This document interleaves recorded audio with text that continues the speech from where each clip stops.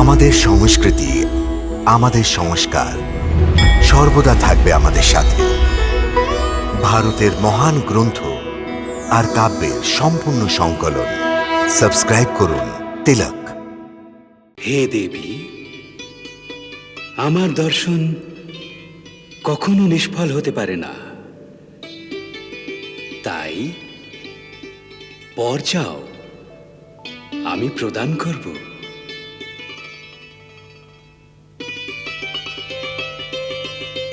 হে জগদীশ্বর, যদি আপনি আমার উপর প্রসন্ন, তো আমায় একটি বর দিন, যে আমার আপনার মতো পুত্রপ্রাপ্তি হোক।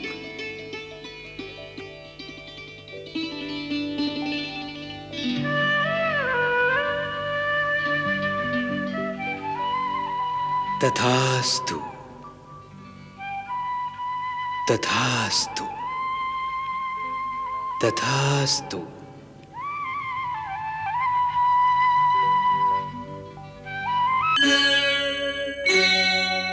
কংসের এক সৈনিক আসছে। তাতে কি হলো? এখন আমরা কোনো সৈনিককে ডরাই না, আমাদের তারণহার আসছেন। কে? মহারাজ কংসের সৈনিকদেরও ডরাও না? আমরা কোনো সৈনিককে গ্রাহ্য করি না, আমরা স্বয়ং মহারাজ কংসকেও ভয় পাই না। আমাদের তারণহার আসছেন এবার। যে মহারাজ কংসকে ভয় পায় না, সে মথুরায় জীবিতও থাকবে না।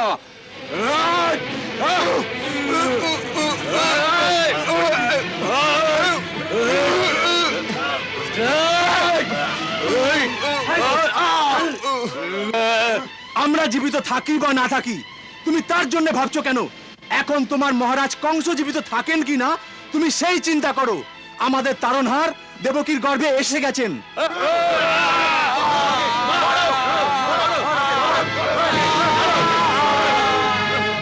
আমাদের তারণহার এবার আসছেন।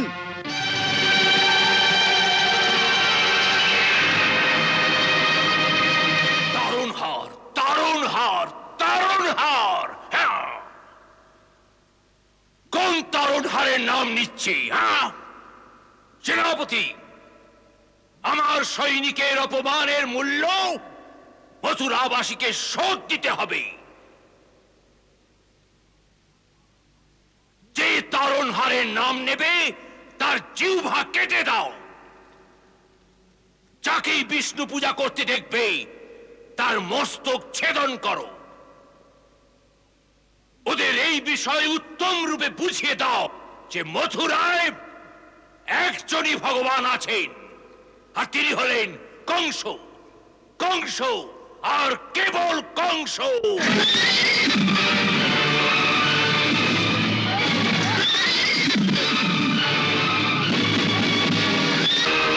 এবার ডাকো সেই তারণহারকে, ডাকো।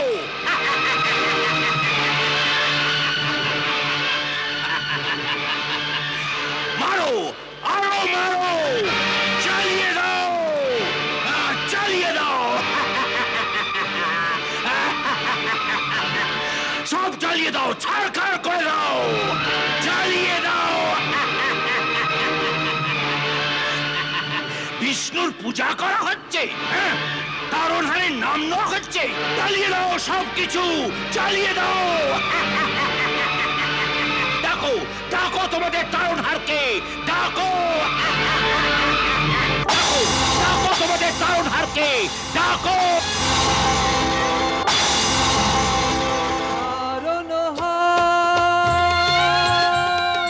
শোনো গো এবার করুণায় আঘাত, মিনতি সবার। তারা করো প্রভু, তারা করো, এসো প্রভু তুমি তারা করো, এ দুঃখ ভঞ্জন তারা করো, সংকট মোচন তারা করো।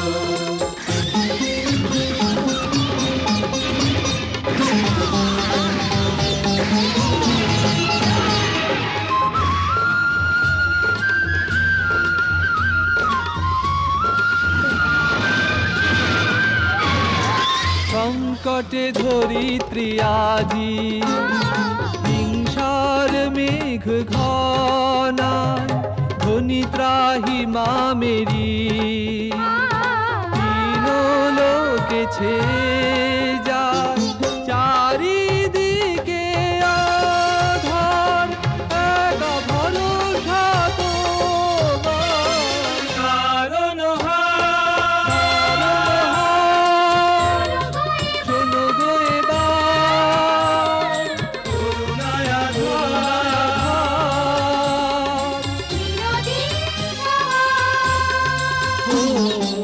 তারা করো প্রভু তারা করো এসো প্রভু তুমি তারা করো, হে দুঃখ ভঞ্জন তারা করো সংকট মোচন তারা করো।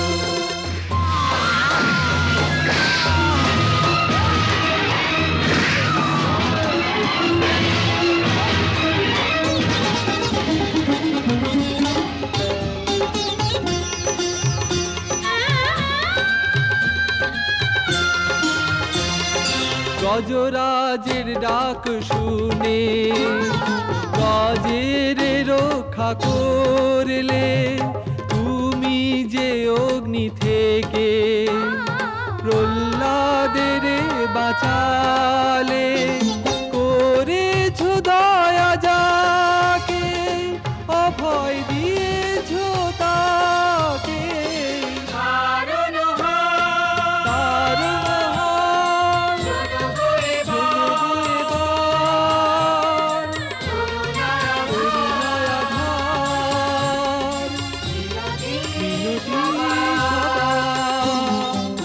তারা করো প্রভু তারা করো এসো প্রভু তুমি তারা করো, হে দুঃখ ভঞ্জন তারা করো সংকট মোচন তারা করো। দীন দলিতের বাঁচাতে এসো হে শরণাগত সহায় তুমি এসো এক মনে ডাকিছে সবে এসো এসো তারণ হার আমাদের এসো এসো প্রভু এসো এসো তুমি এসো এসো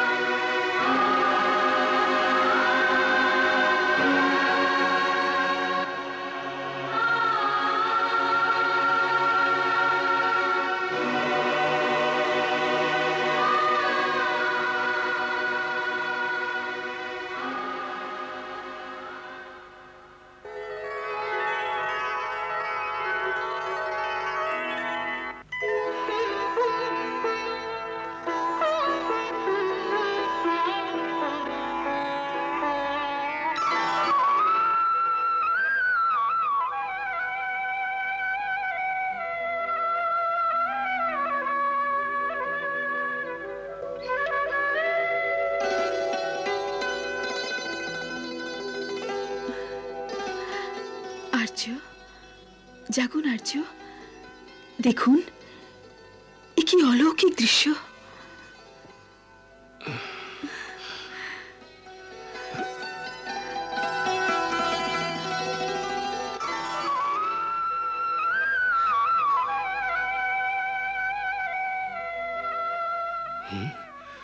দেখুন, কেউ চারিদিকে ফুলে ফুলে আচ্ছাদিত করেছে। ফুল, স্বাগত, স্বাগত প্রভু, স্বাগত।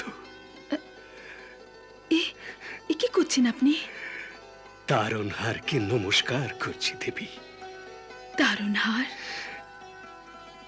কোথায় তারণহার?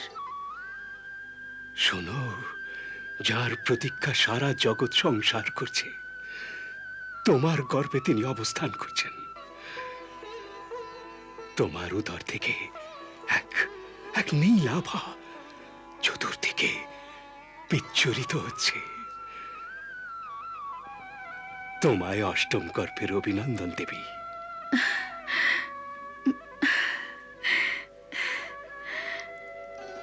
আপনি সত্য বলেছেন আর্য। আমার মন সহসা প্রফুল্ল হয়ে উঠেছে। যেন যেন মনে আর কারোর ভয় নেই। ভয়বশত সদা মনের মধ্যে যে ঘোর অন্ধকার ছেয়ে থাকতো, তা স্থানে অন্তরে এক উজ্জ্বল আভা উদ্ভাসিত হচ্ছে। সত্যই এই সেই দিব্য বালক হবেন, যার কথা আকাশবাণীতে শুনেছিলাম। হ্যাঁ, ইনি তিনি। কিন্তু কিন্তু এই ফুল কোথা থেকে এলো? এও ওর কোনো লীলাই হবে। কে জানে কতজন ওর পূজা করতে এসেছেন।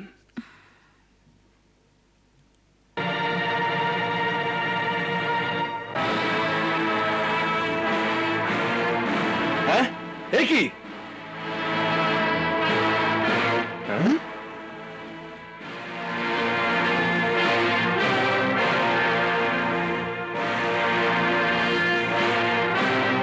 এ কি? এত ফুল কোত্থেকে এলো? এই ফুল আনলো কে?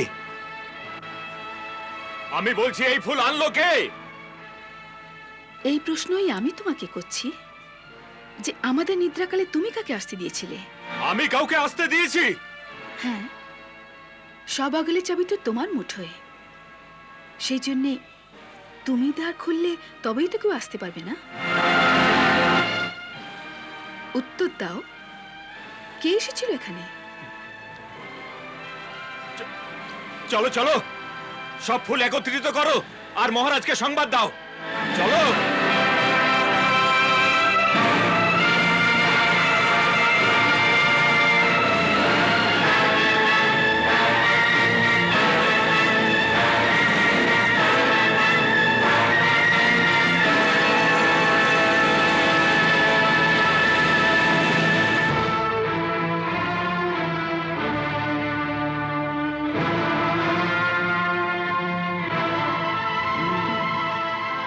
তবে তুমি বলতে চাও যে এত এত ফুল কারাগৃহে নিজেই এসে গেছে? এগুলো কেউ আনেনি? হ্যাঁ, আগে আমরা কাউকেই কারাগৃহের ভেতরে যেতে দেখিনি। মিথ্যাচার বন্ধ করো। ফুল যদি আসে তবে তার আনয়নকারী অবশ্যই কেউ হবে। একথা অসম্ভব যে ফুল নিজেই এসে গেছে। অসম্ভব নিশ্চয়ই, কিন্তু একথা সত্য মহারাজ। অসম্ভব কখনো সত্য হতে পারে না। মহারাজ, অবশ্যই তোমাদের কেউ কিছু খাইয়ে বশীভূত করে রেখেছিল। না মহারাজ, না। যতক্ষণ কোনো প্রহরী প্রহরায় নিযুক্ত থাকে ততক্ষণ আমি তাকে কোনো কিছু খাওয়ার অনুমতি দিই না।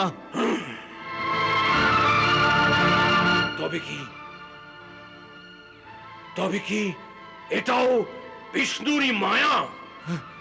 হ্যাঁ, হতে পারে।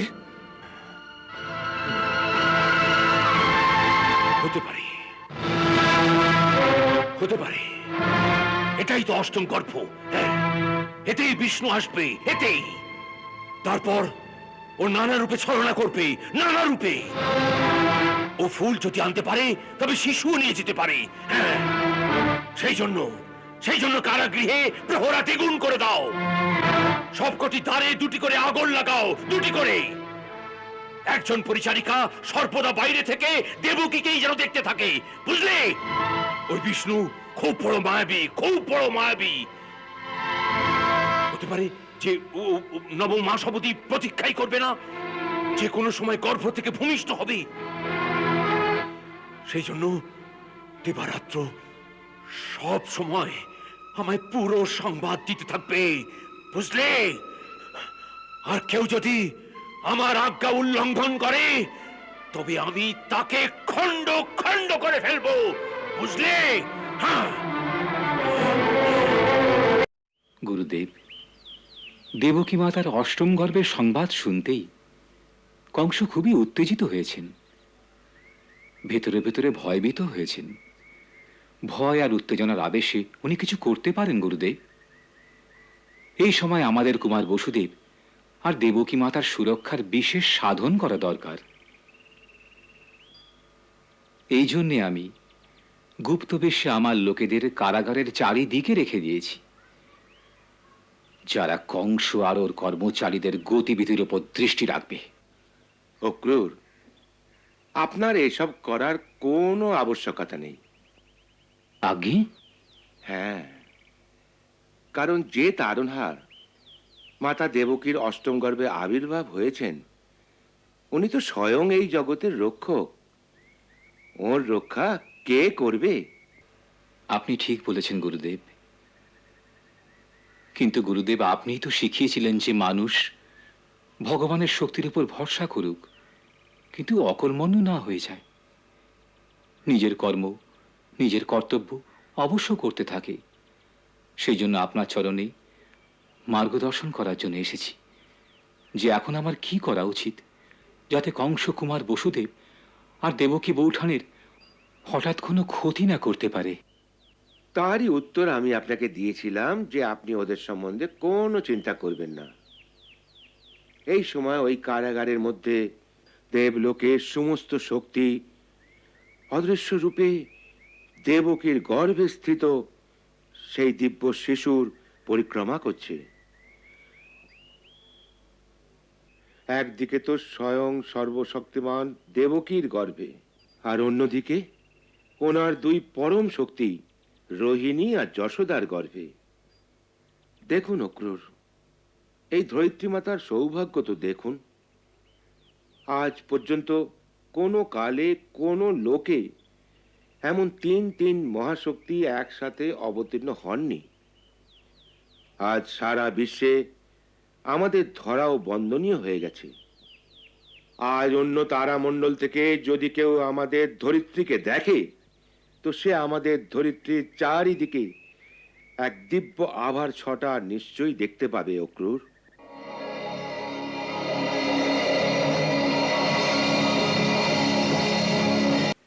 ওনার গর্ভে আসার সমাচার পেতেই সব প্রজা আনন্দে নেচে উঠেছিল। দেবকী বৌঠান আবার মা হতে চলেছেন? হ্যাঁ, সেই জন্যই দেবকী মার বাচ্চার জন্য চিন্তা থাকে। কিন্তু মহর্ষি গর্গ আমার চিন্তা দেখে হাসছিলেন। উনি বলছিলেন যে যিনি সারা জগৎকে রক্ষা করেন, তার রক্ষার জন্য আপনি কেন চিন্তা করছেন? এর অর্থ হলো এই সময় যেসব প্রাণী ধরিত্রীতে আছে তাদের এখন এক ঐতিহাসিক ক্ষণে বাঁচার সৌভাগ্য প্রাপ্তি হয়েছে, যা যুগে যুগে দুর্লভ।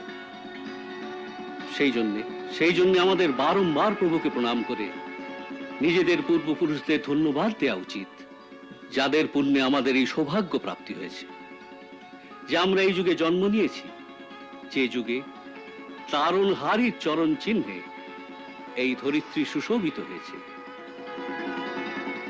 জয় হোক প্রভু, জয় হোক প্রভু, জয় হোক, জয় হোক প্রভু। দেবকীর এই বাচ্চার প্রতি মহারাজ কংসের আচরণ কি ধরনের? দেবী রোহিণী, এ তো স্পষ্ট কথাই যে উনি এই বালকের প্রতীক্ষাতেই ছিলেন, কিন্তু এখন উনি বড় সতর্ক হয়ে গেছেন। উনি কারাগারের পাহারা দুগুণ করে দিয়েছেন। দিন রাত এক পরিচারিকা দেবকী মার প্রতিটি ব্যাপারে লক্ষ্য রাখার জন্য কারাগারে থাকে। এখনো উনি স্বয়ং কারাগারে কুমার বসুদেব আর দেবকী বৌঠানকে দেখতে যাননি। শুনেছি সপ্তম গর্ভের সময় যখন উনি কারাগারে পৌঁছন, কোন সাপের ফনায় উনি কিছুক্ষণের জন্য অন্ধ হয়ে গিয়েছিলেন। আমাদের গুপ্তচরেরা বলেন, যখন উনি অষ্টম গর্ভের বিষয়ে জানতে পারলেন, বাইরে বীরত্ব দেখাচ্ছিলেন, কিন্তু ভেতরে ঝিমিয়ে পড়েছিলেন। রাতেও সহসা উঠে বিষ্ণু বিষ্ণু বলে চিৎকার করে ওঠেন। প্রতি বস্তু, প্রতি প্রাণীকে উনি সন্দেহের দৃষ্টিতে দেখেন। উনি এখন কাউকেই বিশ্বাস করেন না।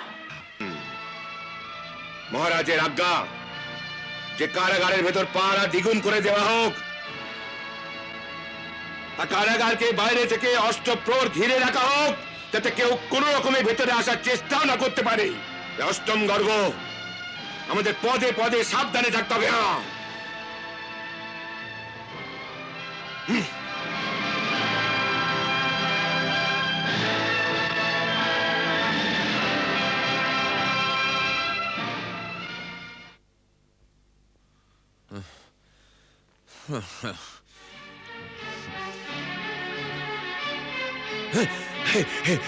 জানু, বলো ওখানে কি দেখলি?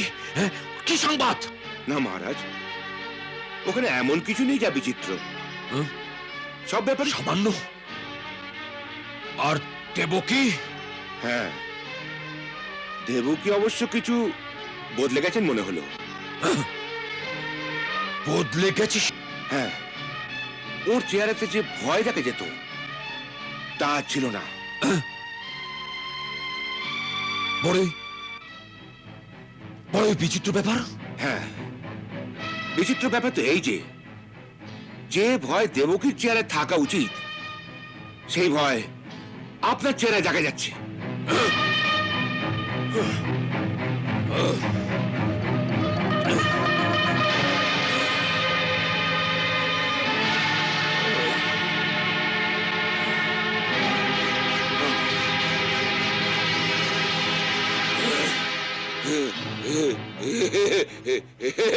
ভয় ভয় আর আমার?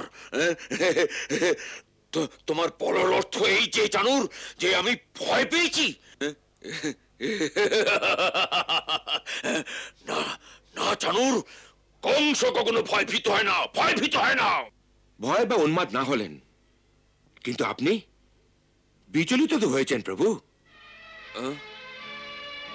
এখনো আমার পরামর্শ মেনে নিন। দেবকী হচ্ছে সারা চিন্তার জড়, ঝড়কেই কেটে দিন।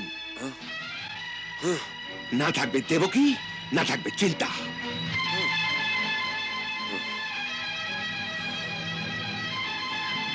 জানু ঠিকই বলেছিল,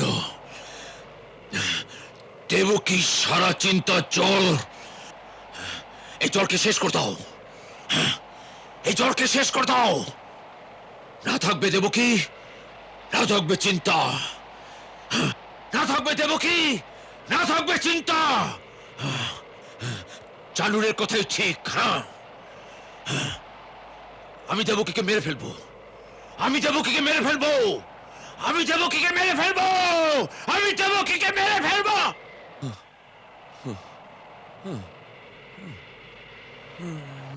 না, এ আবার কি চিন্তা? এক অবলা নারীকে হত্যা করা, এই কি আমার বীরত্ব? এই কি আমার বীরত্ব, যার জন্য আমার এত গর্ব? না না, এ আমার বীরত্ব নয়, এ আমার বীরত্ব নয়, এ আমার বীরত্ব নয়।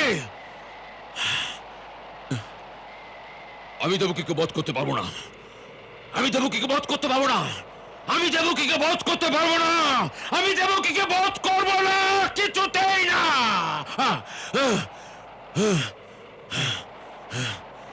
বিষ্ণু, বিষ্ণু সামনে আয়, সামনে আয়। তুই এই প্রকার ছল করছিস? আরে সাহস থাকে তো আমার সামনে আয়।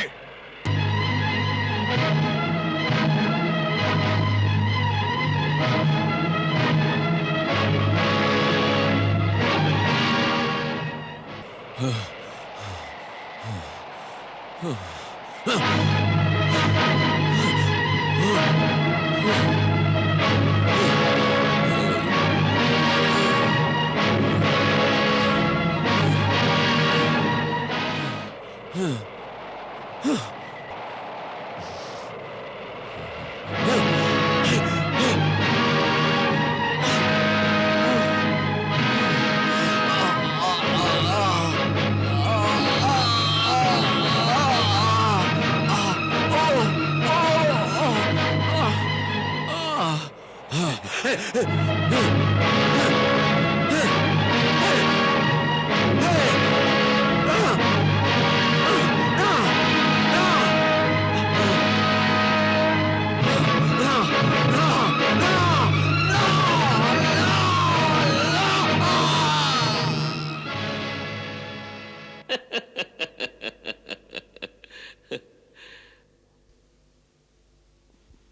প্রভু, কি লীলা আপনার!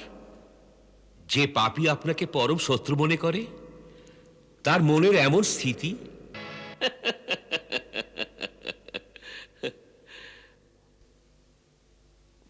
বাহ প্রভু, কি লীলা আপনার! যে পাপী আপনাকে পরম শত্রু মনে করে, তার মনের এমন স্থিতি যে সব বস্তুতেই সে কেবল আপনারই দর্শন পায়। এই যে নিরন্তর যার মনে তার আপনার সঙ্গে বেঁধে গেছে, তার ফলস্বরূপ ওর আপনার প্রাপ্তি অবশ্যই। হ্যাঁ, অবশ্যই। যে নিরন্তর আমার ধ্যান করে সে আমায় অবশ্যই পাবে। এই কর্মের বিধান যে। তবে এক ভক্ত আর এক মহাপাপীর মধ্যে কি অন্তর রয়ে গেল স্বামী? নারদ, তুমি এত অবোধ নও যে এর অন্তর জিজ্ঞেস করছো। তবুও ব্যাখ্যা চাও তো শোনো। যে আমার নিরন্তর ধ্যান করে সে আমায় পেয়ে থাকে অবশ্যই, কিন্তু এও মনে রেখো যে এর মধ্যে এক গূঢ় অন্তর আছে। যে যেই ভাবে আমার ধ্যান করে আমি তাকে সেই রূপে প্রাপ্ত হয়ে থাকি। ভক্ত আমায় স্বামী, সখা অথবা প্রিয়তম ভাবে ধ্যান করে, তো তাকে সেই রূপে আমার প্রাপ্তিতে সুখ, আনন্দ আর প্রেমের রসের প্রাপ্তি হয়। কিন্তু কংস আমায় শত্রুর ভাব নিয়ে দেখে, সেই জন্য তাকে শত্রু রূপেই আমার প্রাপ্তি হবে। নারদ, আমার রূপ সবার জন্য একই। সেই রূপকে দেখে সকল ভক্ত আর দেবতা আনন্দে গদগদ হয়ে যান। আর এই রূপকে দেখেই কংস ভয়ে ভীত হয়ে ছটফট করে, কারণ ও ওই রূপেতে ভগবান নয়, শত্রুকে দেখতে থাকে। এই ভাবনার কারণে আমাকে পাওয়ার পরেও ওই ভাগ্যহীন শান্তিতে শুতে পারে না। কংসের জীবন কণ্টকশয্যায় পরিণত হয়েছে। নারদ, যে নিরন্তর আমার ধ্যান করে তার আমার প্রাপ্তি হবে অবশ্যই, কিন্তু ওর ফল তার ভাবনার অনুসারেই তার পাওনা। আমার এই বাণী মনে রেখো, ই যথা মাম প্রপদ্যন্তে তাংস্তথ্যম ভজাম্যহম।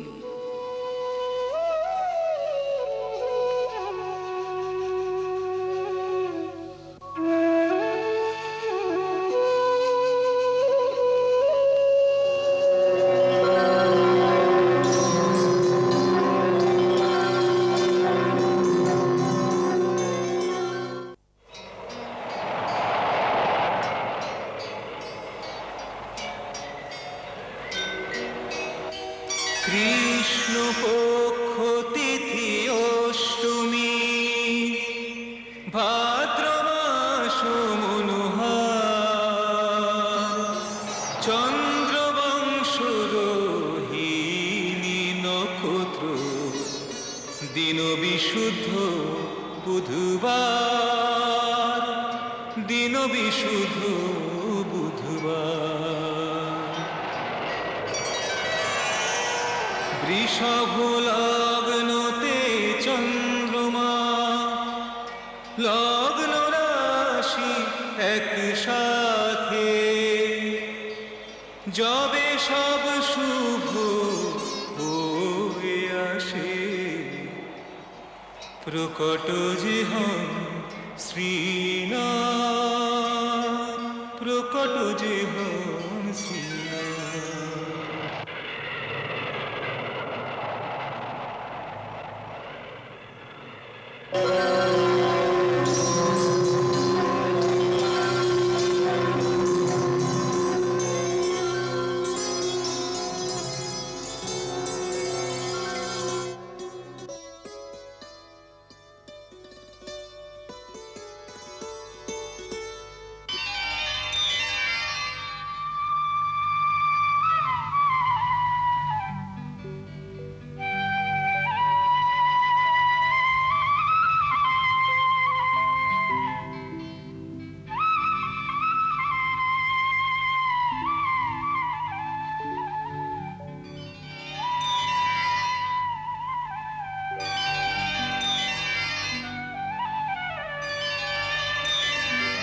হে মাতা, আপনার পুত্ররূপে আমার প্রকট হওয়ার এখন সময় এসে গেছে। 3 জন্ম পূর্বে যখন আমি আপনার পুত্ররূপে প্রকট হবার বরদান দিয়েছিলাম, সর্বপ্রথম আমি তারই স্মৃতি আপনাকে মনে করাতে চাইছি। হে দেবী, স্বয়ংভূ মনমন্তরে বসুদেব যখন স্বয়ং প্রজাপতি সুতপা ছিলেন আর আপনি ওঁরই পত্নী দেবী বৃষ্ণি ছিলেন, সেই জন্মে আপনারা দুজনে 12,000 বছর অবধি আমার চতুর্ভুজ রূপের দর্শনের জন্য ঘোর তপস্যা করেছিলেন। হে মাতা, আমার এই চতুর্ভুজ রূপ অতি দুর্লভ, কিন্তু আপনার ঘোর তপস্যায় প্রসন্ন হয়ে আমি আপনাকে এই চতুর্ভুজ রূপের দর্শন করিয়েছি।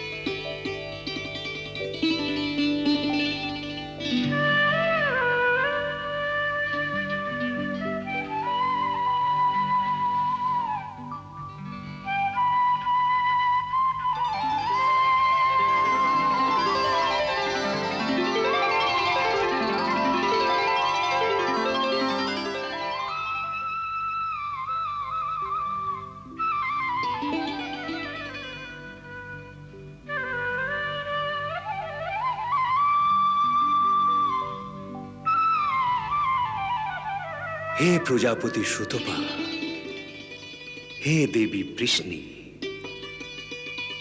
আমার এই দুর্লভ দর্শন লাভের জন্য তোমরা দেবতাদের 12,000 বছর অবধি যে ঘোর তপস্যা করলে তাতে আমি অতি প্রসন্ন হয়েছি। হে দেবী, আমার দর্শন কখনো নিষ্ফল হতে পারে না, তাই বর চাও, আমি প্রদান করব।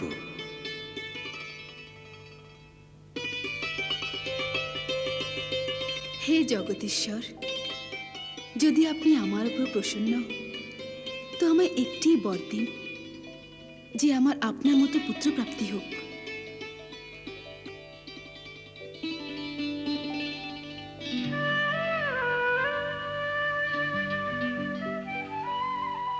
তথাস্তু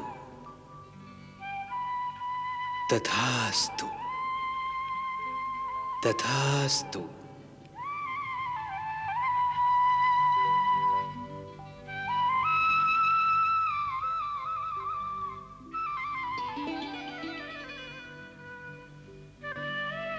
আমি বর তো দিয়ে দিলাম, কিন্তু বর দেওয়ার পরে বিচার করে দেখি যে সারা সৃষ্টিতে আমার সমান দ্বিতীয় আর কেউই নেই। एको अहं द्वितीय नास्ति। তাই আমি স্বয়ংই আপনার কোলে আসার জন্য বিবশ হয়েছি। বর দেওয়ার সময় আমার মুখ থেকে 3 বার তথাস্তু বেরিয়েছিল। তাই 3 জন্ম অবধি আপনার পুত্র হবার আমি সিদ্ধান্ত নিয়েছি। তাই পূর্বজন্মে আমি কৃষ্ণী গর্ভের নামে আপনার পুত্র ছিলাম। পরে দ্বিতীয় জন্মে আপনি দেবমাতা অদিতি ছিলেন, আর পিতা ছিলেন মহর্ষি কাশ্যপ।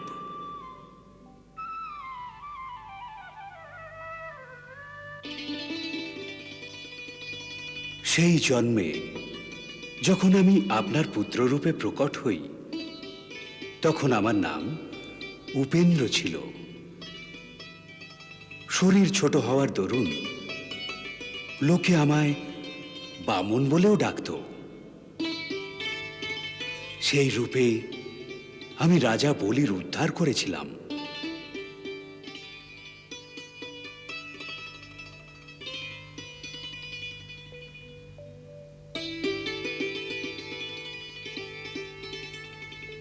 এখন এই তৃতীয় জন্মে আমি স্বয়ং পরিপূর্ণতম পরমাত্মাই আপনার পুত্র রূপে প্রকট হয়ে আমার প্রতিজ্ঞা পালন করছি।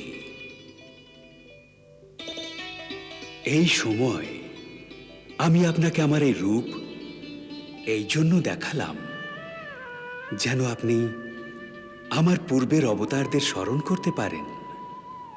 এ না করলে কেবল মনুষ্য শরীর থেকে আপনি আমার অবতারের পরিচয় পেতেন না।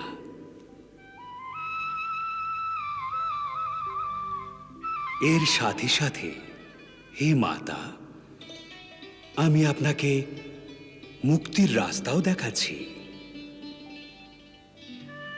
কিন্তু আমায় পুত্র রূপে পাওয়ার পূর্ণ লাভ যদি চান,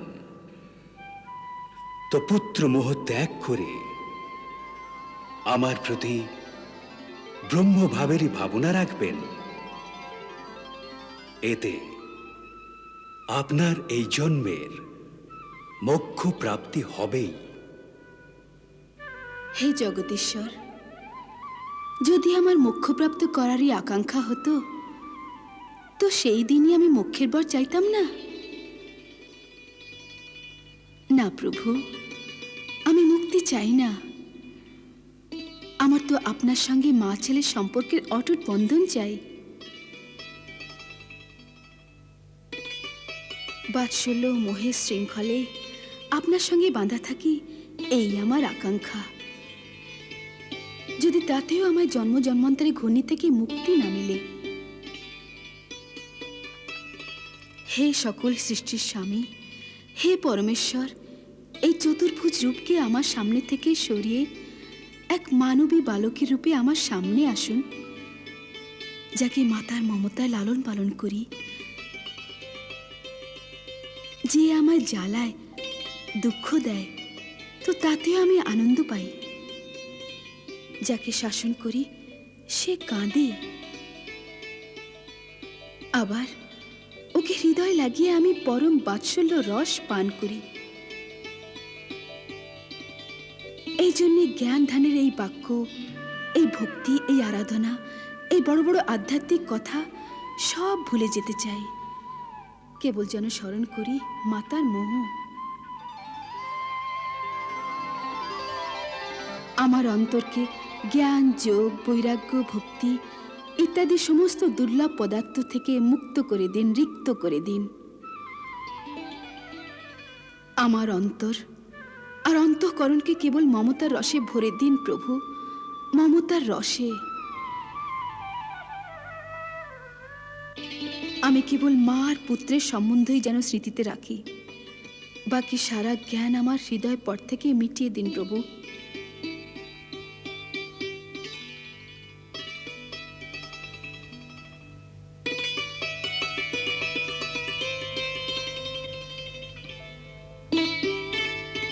তথাস্তু।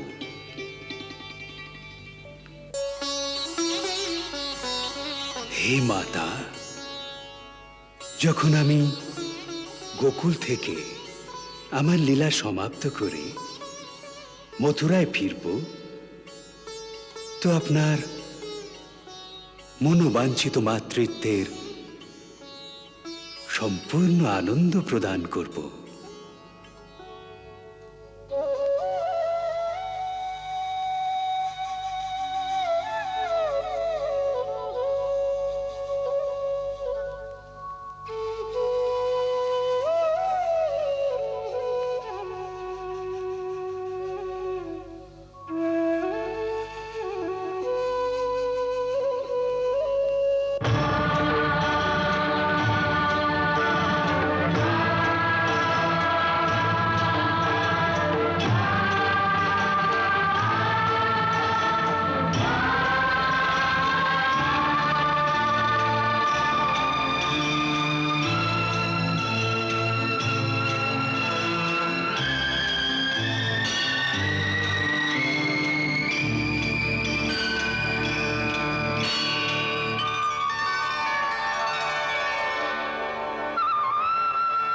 আমার মায়ার প্রভাবে আপনার এই সব বাণী স্মরণ থাকবে না।